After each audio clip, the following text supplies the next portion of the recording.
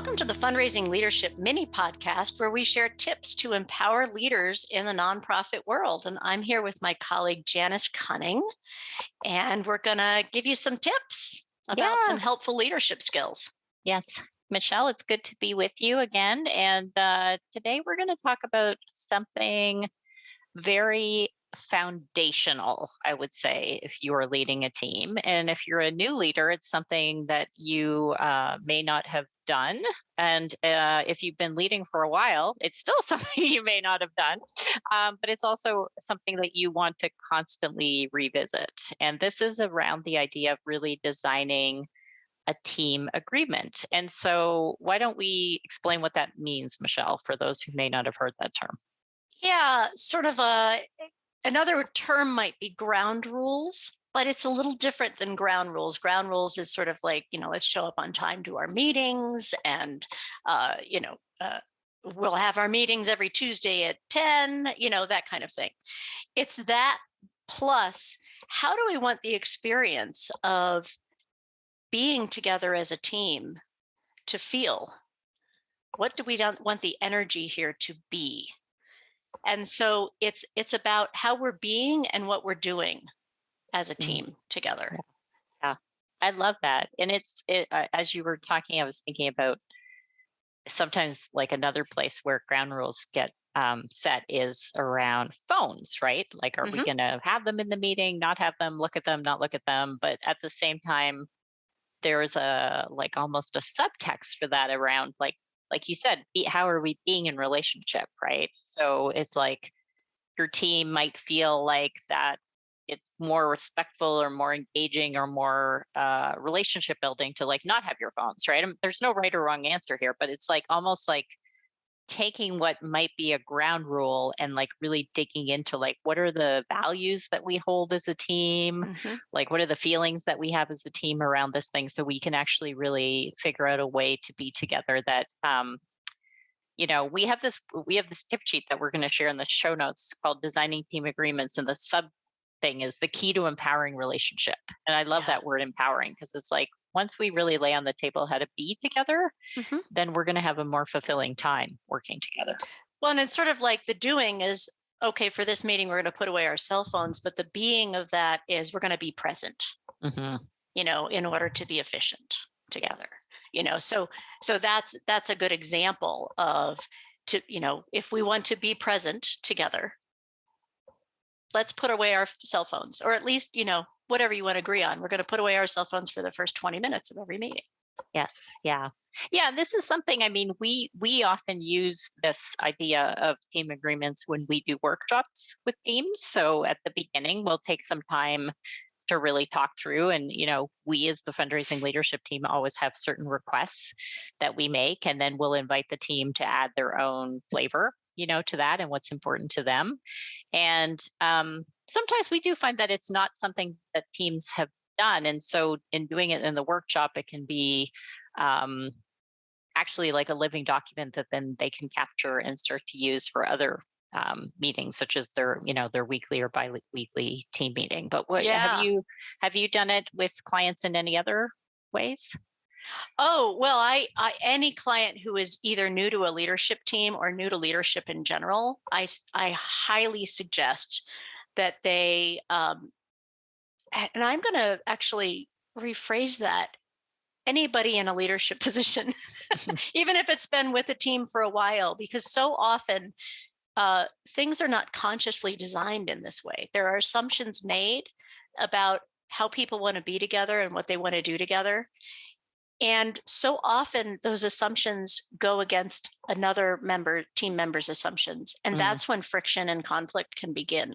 So it is really important to set aside some time and say, hey, it's, let's set aside, let's create some conscious agreements with each other about how we want to be together as a team and what we want this experience to be like, so that everyone is in agreement about what this means. And this isn't about the leader only saying, these are the rules, this is what we're going to do. This is actually co-created with each other in a team environment.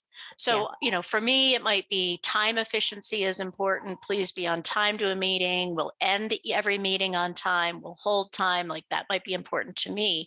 To somebody else, there might be something else that's very important.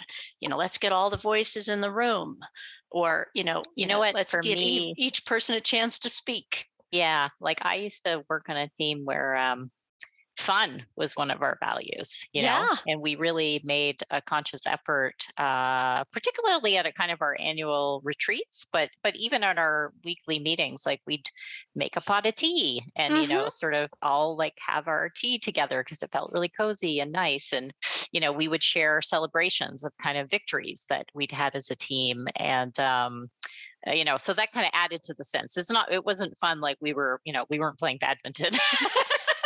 And you're not ignoring your work, but you get to Yeah. have fun while you're, yeah.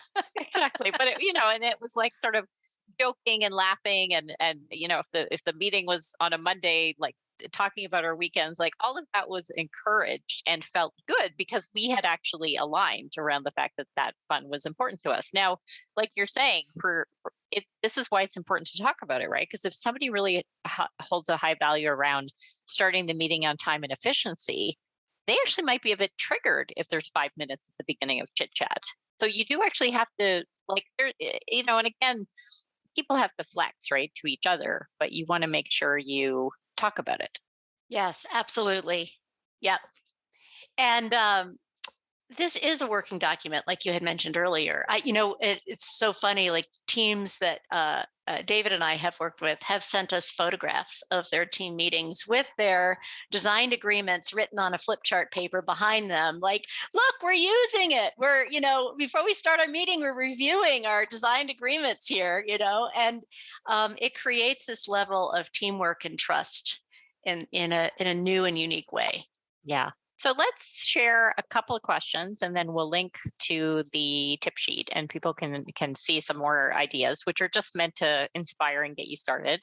But one of them is asking everybody on the team, what motivates you and helps you achieve your goals? So how would you answer that, Michelle? What motivates me to achieve my goals is it's helpful for me to get the fundraising leadership team sort of rah support. Like I need some yep, you can do that, Michelle. Like that's really helpful for me. Yeah. Yeah. How about you, Janice? Yeah, I would say again, fun is a big value. Yes. So definitely being excited, doing it with other people. Like if we have to do something that's kind of a drag, which everybody does, like updating our website, for example, not our favorite thing as a team, some of the admin stuff we have to do.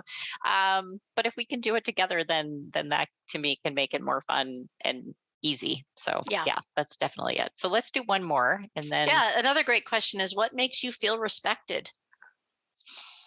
So for how would me, you answer that? Yeah. I would definitely say what you said earlier about, well, for me, time is important. Like I feel respected when people do show up to a meeting on time, or if they can't be there on time, that we let each other know, which we're very good at as a team. So that's very important. And I think having somebody, I feel most respected when I share an idea and somebody builds on that idea. Yeah, that's very important to me. Yeah. I'm in agreement with you on that. Share an idea and someone builds on it, and allowing me space to share an idea in the conversation too. Yeah. Nice. Yeah. So there's lots of questions. Like we said, they're just meant to be a starting point. You as a leader, especially if you've been around for a while, you know your team well, so you can co-create with them some questions that'll be really resonant with them. But we really encourage you to, consider doing this if you haven't done it already. And if you've done it before and it's been like, I would say more than 6 months, then do it again. Or if somebody new has joined the team, then do it again. All right. And we will see you soon. This podcast is brought to you by Fundraising Leadership. We provide unique coaching and training programs that powerfully transform how you work in order to get results. Please subscribe if you haven't already. You can find us wherever you listen to podcasts. And if you're enjoying the show, you can help us continue to bring thoughtful content with a monthly or annual contribution. This supports our production costs and keeps the show ad-free. Make a contribution today using the link in the show notes. Now, go put it into practice.